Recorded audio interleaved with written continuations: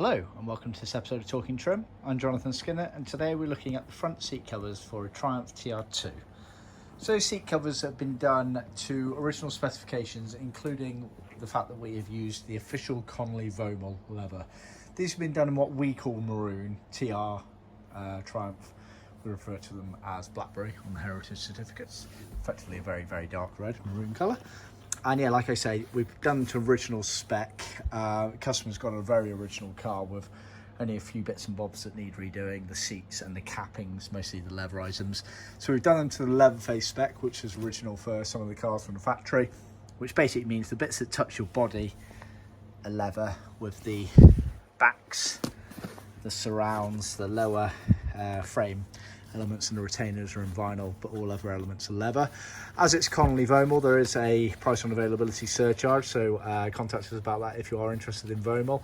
But Vaumol is done to the original standards that it was kind of made to, sort of 60, 70 plus years ago. They use all the traditional techniques. So it's vegetable tan, it's surface dyed only, which is why you have the beige backing on it like that. We've got a whole handbook blog post on our website about Vaumol leather, so feel free to read that. It's a lovely leather, but it is celebrating leather's natural inconsistency, so just bear that in mind.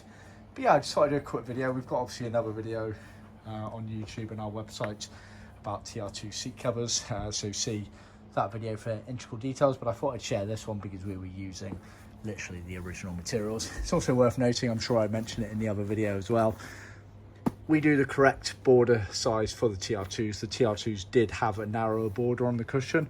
A lot of other companies out there mix the TR2s and the TR3s together. The TR3s had a much deeper border that curved down and around, whereas the TR2s actually left with a much flatter border there. It sat on top of the spring as opposed to below the spring.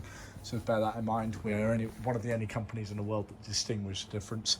Obviously, if you prefer TR3s, we can supply them for you, but that is how they left for the majority of the TR2s. Just shows the levels of detail that our patterns go to. Yeah, short and sharp and sweet, hopefully. Thanks for tuning in. Please remember to like, subscribe and share with other classic car enthusiasts. And be sure to tune in next time. Cheers. Bye.